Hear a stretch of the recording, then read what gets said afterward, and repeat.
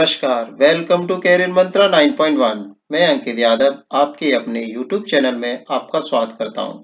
Thumbnail देखकर आप समझ चुके होंगे कि आज हम रेलवे ग्रुप डी वालों के लिए साइंस में बायोलॉजी के क्वेश्चन का पावर कैप्सूल लेकर के आए हैं। इस सीरीज में ऑब्जेक्टिव टाइप क्वेश्चन डिस्कस किए जाएंगे। वीडियो शुरू करने से पहले आप सभी को मेरा एक सजेशन है। आप सभी के पास जीके की कोई बुक जरूर होगी, मतलब कि कंप्लीट जीके की बुक जिसमें कि सारे पोर्शन होते हैं, physics, chemistry, biology, history, polity, सारे पोर्शन होते हैं। ठीक है, तो उस कंप्लीट जीके की बुक से आप बायोलॉजी टॉपिक पढ़ लीजिए। इस काम को करने में आपको 2 से 3 दिन लगेंगे। फिर आप या फिर आपने बायोलॉजी किसी भी टीचर से पढ़ रखी होगी या फिर किसी बुक से पहले से पढ़ रखी हो, तब इन क्वेश्चनों को, ऑब्जेक्टिव क्वेश्चनों को आप जब लगाएंगे तो आपको बहुत ज्यादा बेनिफिट मिलेगा और आप इजीली रेलवे ग्रुप डी में अपनी एक सीट पक्की कर पाएंगे। ज्यादा समय बर्बाद ना करते हुए चलिए बायोलॉजी की 8th क्लास शुरू करते हैं। इससे पहले इस बायोलॉजी की 7 क्लासेस आ चुकी हैं। आपने अभी तक अगर वो क्लासेस ना देखी हो तो जरूर देख लें। चलिए आज की क्लास का फर्स्ट क्वेश्चन देख लेते हैं। आज की क्लास का फर्स्ट क्वेश्चन है, आलू में मेजोइक रोग का कारक तत्व है। फर्स्ट ऑप्शन है फफूंदी, लाइकेन, जीवाणु, विषाणु। तो इस क्वेश्चन का राइट आंसर हो जाएगा, आलू में जो मेजोइक रोग होता है वो विषाणु के कारण होता है। तो इस क्वेश्चन का राइट आंसर हो जाएगा D option is right. Next question की तरफ चलते हैं। जंतुओं में होने वाली फुट एंड माउथ रोग, मतलब फुट एंड माउथ डिजीज बोला जाता है इसे, तो एफएमडी, शॉर्ट में इसे एफएमडी भी बोलते हैं। तो फुट एंड माउथ रोग किसके कारण उत्पन्न होता है? ऑप्शन है विषाणु, पहला ऑप्शन है विषाणु, दूसरा ऑप्शन है प्रोटोजोआ, जीवाणु, ये सभी। तो इस क्वेश्चन का राइट आंसर हो जाएगा ए ऑप्शन इज राइट। ये रोग जो है, फुट एंड माउथ डिजीज जो होती है, वो विषाणु के कारण होती है। नेक्स्ट क्वेश्चन की तरफ चलते हैं। शैवालों की कोशिका भित्ति किसकी बनी होती है? ऑप्शन है क्यूटिन की, काइटिन की, सुबेरिन की, सेलुलोज की। तो इस क्वेश्चन का राइट आंसर हो जाएगा, जो शैवाल होते हैं इसमें क्लोरोफिल होता है और इनकी कोशिका भित्ति जो होती है सेलुलोज की बनी होती है। नेक्स्ट क्वेश्चन की तरफ चलते हैं हम लोग। कैल्प प्राप्त होता है, किससे प्राप्त होता है कैल्प? ऑप्शन है लाइकेन से, समुद्री शैवालों से, जलीय शैवालों से, या फिर शैवालों से। ठीक है, तो इस क्वेश्चन का राइट आंसर हो जाएगा समुद्री शैवालों से कैल्प हमें प्राप्त होता है। तो B option is right. Next question की तरफ चलते हैं। लाल सागर का लाल रंग किसकी उपस्थिति के कारण होता है? ऑप्शन है मॉस, लाइकेन, शैवाल, जीवाणु। तो इस क्वेश्चन का राइट आंसर हो जाएगा शैवाल। जो लाल सागर होता है उसमें शैवाल पाए जाते हैं, लाल रंग के शैवाल पाए जाते हैं, जिसकी उपस्थिति के कारण जो सागर का रंग होता है वो लाल रंग का दिखाई देता है। नेक्स्ट क्वेश्चन की तरफ चलते हैं। अगर अगर किससे प्राप्त होता है? ऑप्शन है शैवाल से, जीवाणु से, मॉस से, या कवक से। तो इस क्वेश्चन का भी राइट आंसर हो जाएगा शैवाल से। A option is right. अगर अगर एक प्रोडक्ट होता है, जैसे किसी भी चीज को सॉलिडिफाई करने के लिए उसमें अगर अगर मिलाया जाता है तो वो जम जाती है। कोई चीज को हमें जमाना हो तो वो जम जाती है। इसका अगर अगर का यूज जो है, क्या नाम है, जैसे कि जो लेबोरेटरीज होती हैं, तो उसमें किसी भी बैक्टीरिया को या फंजाई को या कवक को जो मीडिया बनाया जाता है, उसको बनाने में भी इसका अगर अगर का यूज किया जाता है। तो प्लेट में जो डिश होती है उसमें अगर अगर मिला के उसे सॉलिडिफाई किया जाता है, जिसपे क्या है, शैवाल, मतलब कोई भी बैक्टीरिया, फंगस वगैरह उसमें ग्रो कर जाती है। ठीक है, नेक्स्ट क्वेश्चन की तरफ चलते हैं। वनस्पति विज्ञान की वह शाखा जिसके अंतर्गत कवकों का अध्ययन किया था, तो कवक, कवक का अध्ययन किसके अंतर्गत किया था वो ऑप्शन हमें बताना है। Agrostology, mycology, phenology, pomology. तो इस क्वेश्चन का राइट आंसर हो जाएगा माइकोलॉजी के अंतर्गत हम कवकों का अध्ययन करते हैं। B option is right. Next question की तरफ चलते हैं। कवकों की कोशिका भित्ति बनी होती है, किसकी बनी होती है? ऑप्शन है काइटिन व हेमिसेलुलोज की, पहला ऑप्शन। सेकंड ऑप्शन है लिपिड्स की, प्रोटीन की, या फिर सेलुलोज की। तो इस क्वेश्चन का राइट आंसर हो जाएगा ए ऑप्शन इज राइट। जो कवकों की कोशिका भित्ति होती है वो काइटिन या फिर हेमिसेलुलोज की बनी होती है। नेक्स्ट क्वेश्चन की तरफ चलते हैं।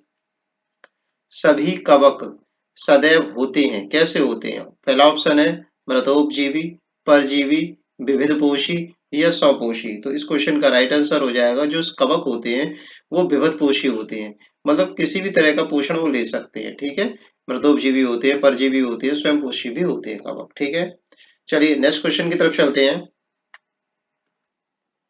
वृक्षों की छालों पर उगने वाले कवक कहलाते हैं। तो जो वृक्ष की छाल पर जो कवक उगते हैं उनको हम क्या बोलते हैं? फर्स्ट ऑप्शन है जूफिलस, कॉर्टिकोलस, कोप्रोफिलस,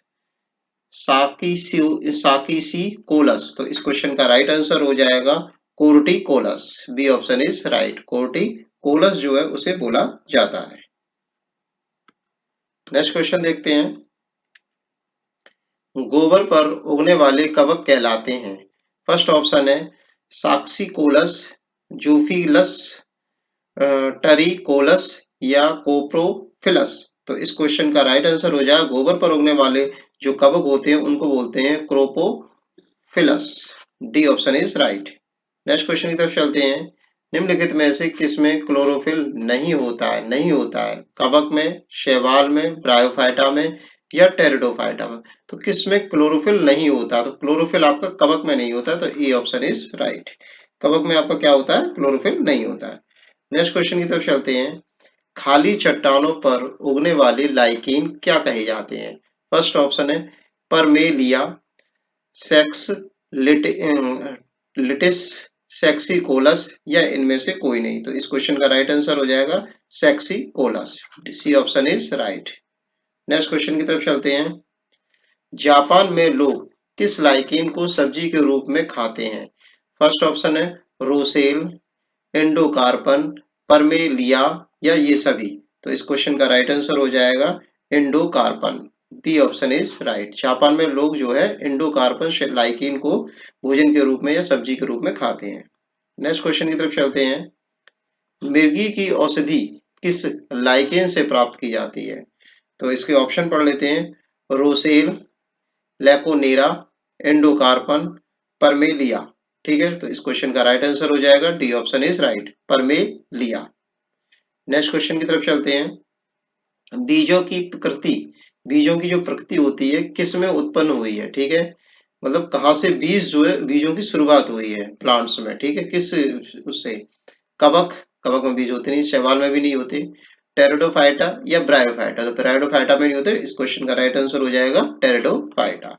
जो बीजों की प्रकृति जो उत्पन्न हुई है वो टेरिडोफाइटा से उत्पन्न हुई है। नेक्स्ट क्वेश्चन की तरफ चलते हैं। एजोला एक है, एजोला क्या है? जलीय फर्न, कवक, शैवाल या लाइकेन। तो इस क्वेश्चन का राइट आंसर हो जाएगा जो एजोला है वो जलीय फर्न है। A option is right.